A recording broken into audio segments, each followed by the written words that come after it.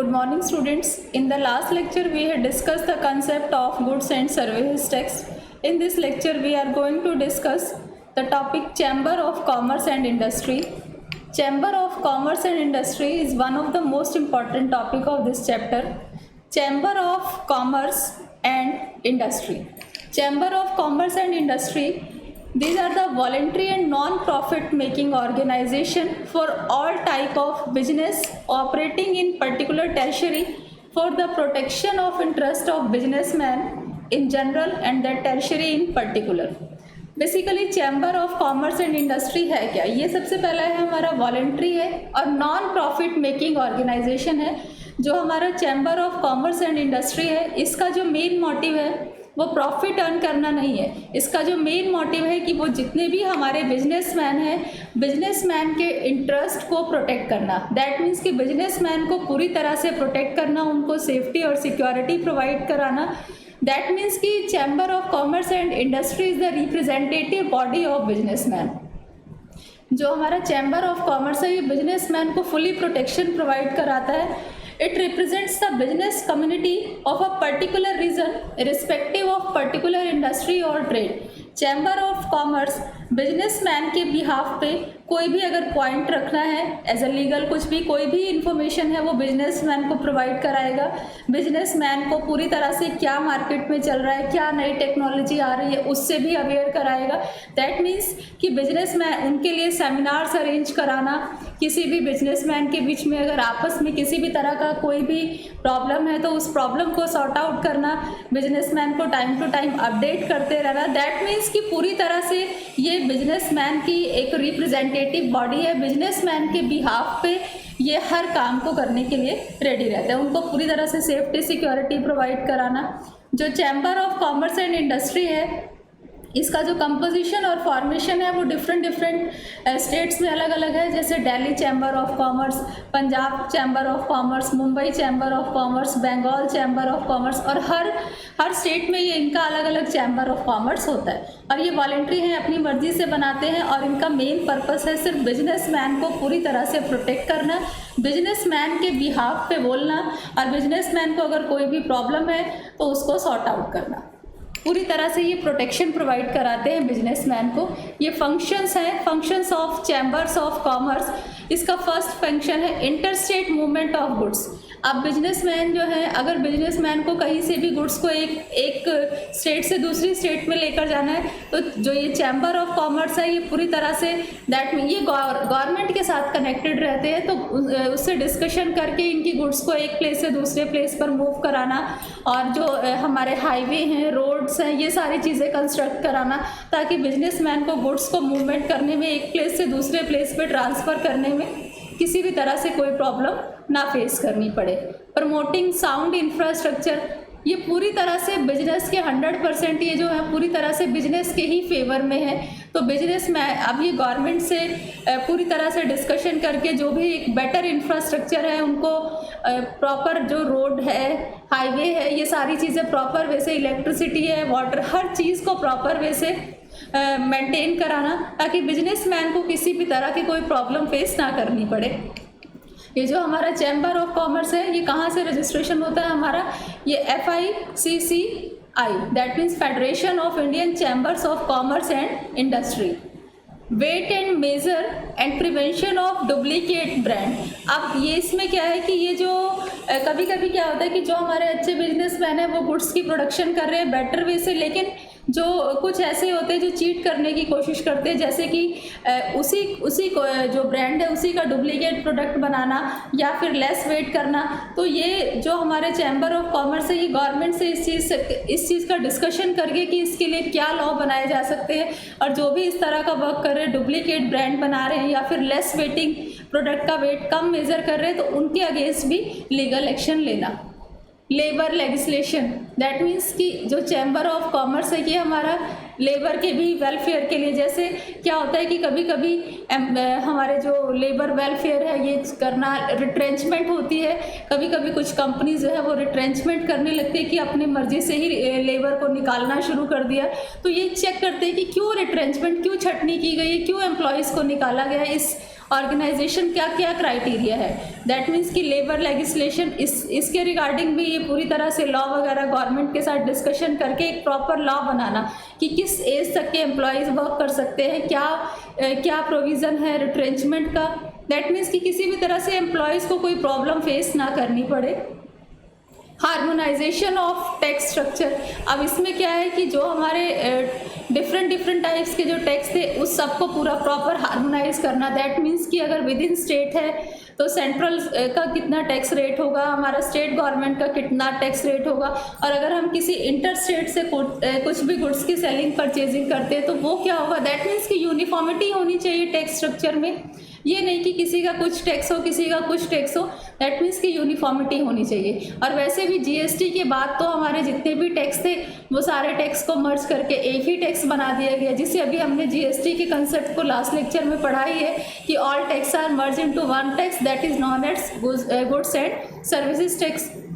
Octroi and toll taxes, जो हमारा octroi और टोल टैक्स है ये महाराष्ट्र और गुजरात में चार्ज किया जाता था।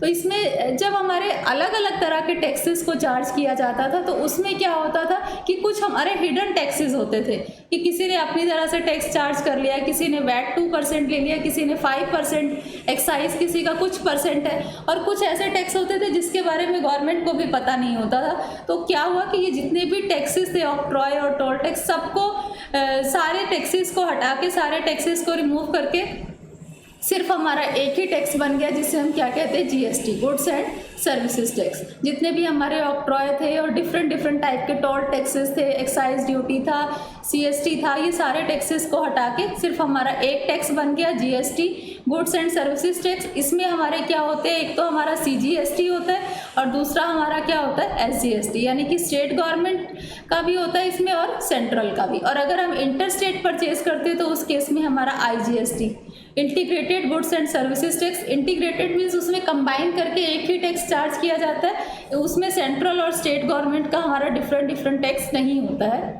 लेबर लेजिस्लेशन, ये पॉइंट अभी हमने डिस्कस किया है। इसमें क्या है कि लेबर के वेलफेयर से रिलेटेड यहाँ पे जो भी प्रोविज़न है वो चैम्बर ऑफ कॉमर्स उसको गवर्नमेंट के साथ प्रॉपर मीटिंग करके उसको डिसाइड करेंगे। लेबर के लिए क्या हमारे रूल्स रेगुलेशन होने चाहिए, उनका रिट्रेंचमेंट का क्राइटेरिया, उनका रिटायरमेंट का क्राइटेरिया, ये सारी चीज़ें बिल्कुल वेल क्लियर्ड वे में होना चाहिए। दैट मीन्स कि चैम्बर ऑफ कॉमर्स हमारा रिप्रेजेंटेटिव बॉडी है बिजनेसमैन की, बिजनेसमैन के बिहाफ पे जितने भी वर्क है, जितने भी एक्शंस हैं वो सब के सब चैम्बर ऑफ कॉमर्स ही लेता है। पूरी तरह से फुल सिक्योरिटी और सेफ्टी बिजनेसमैन को ये प्रोवाइड कराता है। अब हमारे कुछ इंटरनल ट्रेड में कुछ हमारे डॉक्यूमेंट्स, ये हमारा chamber of commerce last topic था इंटरनल ट्रेड का। अब इसमें है कि कुछ हमारे डॉक्यूमेंट्स यूज़ होते हैं इंटरनल ट्रेड के लिए। वो क्या डॉक्यूमेंट्स है, जब हम इंटरनल, हमने स्टार्टिंग में ही पढ़ा था कि हमारे दो तरह के ट्रेड होते हैं, एक होता है इंटरनल ट्रेड और दूसरा होता है एक्सटर्नल ट्रेड। इंटरनल ट्रेड क्या होता है, जो with in the geographical limit of geographical boundaries of country जो होता है उसको हम इंटरनल ट्रेड बोलते हैं, और जो अक्रॉस द कंट्री होता है that is known as external trade. तो जब हम इंटरनल ट्रेड करते हैं तो उस केस में हमारे कुछ डॉक्यूमेंट्स यूज़ होते हैं। जैसे सबसे फर्स्ट हमारा आता है परफॉर्मा इनवॉइस। परफॉर्मा इनवॉइस क्या होता है कि ये एक कंफर्मेशन होता है परचेज ऑर्डर का, जिसमें टर्म्स एंड कंडीशंस होती है, जिसमें बायर और सेलर उस पर्टिकुलर प्रोडक्ट के लिए एग्री होते हैं, उसका प्रोडक्ट का डिटेल क्या है, उस प्रोडक्ट का कॉस्ट क्या है, ये सारी चीज़ें। और सेल कोटेशन हमारा इसमें किस लिए प्रिपेयर किया जाता है, इसी को, ये एक परफॉर्मा इनवॉइस की फॉर्म में, जिसमें पूरी तरह से टर्म्स एंड कंडीशंस और एग्रीमेंट ये सारी चीज़ें होती हैं। सेकंड इसमें आता है हमारा कमर्शियल इनवॉइस। अब कमर्शियल इनवॉइस क्या है कि this document is the evidence of contract between buyer and seller. अब जो डॉक्यूमेंट, इसमें क्या होता है कि पूरी तरह से डिटेल डिस्क्रिप्शन है कि क्या गुड्स है, उसका क्वांटिटी, उसका प्राइस, उसका total value, terms of payment क्या है, ये सारी चीज़ें। इनवॉइस मतलब बिल। अब बिल क्या होता है, एक प्रूफ होता है ना, उसमें लिखा होता है कि कितनी नंबर ऑफ क्वांटिटीज़ हैं, उसका टोटल प्राइस क्या है, उसकी टोटल वैल्यू, मतलब हर चीज़ डिटेल में होती है। तो ये हमारा कमर्शियल इनवॉइस। थर्ड है हमारा लॉरी रिसिप्ट। लॉरी रिसिप्ट क्या होता है कि जब हमारी गुड्स रोडवेज के थ्रू सेंड की जाती है तो उसमें जो ट्रांसपोर्टर है वो एक रिसिप्ट इशू करता है जिसको हम लॉरी रिसिप्ट कहते हैं, और it is treated as a document of title. Railway receipt, ये भी बिल्कुल क्लियर है कि जब गुड्स हमारी रेलवे के थ्रू डिस्पैच होती है तो उस केस में जो रेलवे अथॉरिटी है वो अपना रेलवे रिसिप्ट इशू करती है। समझ में आया? जब रोडवेज के थ्रू जाएगी तो उसको हम लॉरी रिसिप्ट कहेंगे, और जब हमारी गुड्स रेलवे के थ्रू जाएंगी तो ट्रांसपोर्टर क्या करते हैं? रेलवे रिसिप्ट इशू करते हैं। फिर इसमें एक हमारा आता है डेबिट नोट, और नेक्स्ट है हमारा क्रेडिट नोट। जो डेबिट नोट है, डेबिट नोट क्या है कि it is a form of letter issued by seller. ये सेलर इशू करता है अमाउंट ओड बाय बायर। अब बायर ने क्या है, जैसे फॉर एग्जांपल हमने किसी से 2 लाख का सामान खरीद लिया क्रेडिट में, अभी हमने इसको पेमेंट नहीं किया, तो सेलर क्या करेगा? मुझे इशू करेगा। मैंने सामान क्रेडिट में परचेज किया तो सेलर मुझे एक डेबिट नोट इशू करेगा। तो ये क्या होता है कि N invoice is a kind of, जैसे बिल है तो बिल में अगर हम पे कर देते हैं तो उस पर पेड लिख दिया जाता है, लेकिन हम पे नहीं करते तो वो इनवॉइस की तरह से इशू होता है। कभी कभी क्या होता है कि सेलर डेबिट नोट को इशू करता है और when he is charge less price from the buyer then the actual price. ये हमारा है डेबिट नोट। क्रेडिट नोट बिल्कुल जस्ट इसका रिवर्स है। अब ये हमारा डेबिट नोट में क्या था, हमने क्या कहा कि सेलर इशू करता है। क्रेडिट नोट, जब हम किसी को गुड्स क्रेडिट में सेल करेंगे तो हमें उस केस में क्या होगा? क्रेडिट नोट इशू होगा। इट इज़ दैट मीन्स जब हम परचेज करेंगे, it is a monetary instrument issued by seller that allows a buyer to purchase any item or services on future date. It is issued by seller. अब जो seller होगा वो issue करेगा as a goodwill gesture from sale return. जैसे क्या होता है कि हमने कोई सामान खरीद लिया, अब वो हमने सामान, उसमें से कुछ सामान वापस कर दिया, हम नहीं सूटेबल था, तो कभी कभी सेलर क्या करता है, या तो हमें एक इनवॉइस टाइप दे देगा कि हमने आज नहीं सामान खरीदा, तो इन फ्यूचर हम, जैसे फॉर एग्जांपल हमने 2 लाख की परचेजिंग की थी, 40,000 का सामान वापस कर दिया, तो उस केस में वो हमें एक क्रेडिट नोट इशू कर देगा कि अगर हमें आज उसमें से परचेजिंग नहीं करनी तो इन फ्यूचर हम उसमें कभी भी उस अमाउंट की परचेजिंग हम कर सकते हैं। तो ये एक प्रूफ होता है कि seller owes the amount mentioned in credit note to buyer. That means कि बायर कभी भी उतने अमाउंट का गुड्स जो है वो परचेज कर सकता है। टर्म्स ऑफ ट्रेड, कुछ हमारी ट्रेड की कुछ टर्म्स एंड कंडीशंस होती है। पहला तो COD, cash on delivery. That means कि जब सेलर जो गुड्स है वो बायर के पर्टिकुलर प्लेस तक पहुंच जाएगी तो उस केस में बायर पेमेंट कर देगा। ये तो बड़ी सिंपल सी टर्म है, cash on delivery. FOB, free on board. Free on board में क्या होता है कि सेलर जो है वो गुड्स ट्रांसपोर्ट तक पहुंचाएगा, उसके बाद जितना भी एक्सपेंस है, फ्रेट चार्जेस है, वो सब कौन बियर करेगा? बायर बियर करेगा।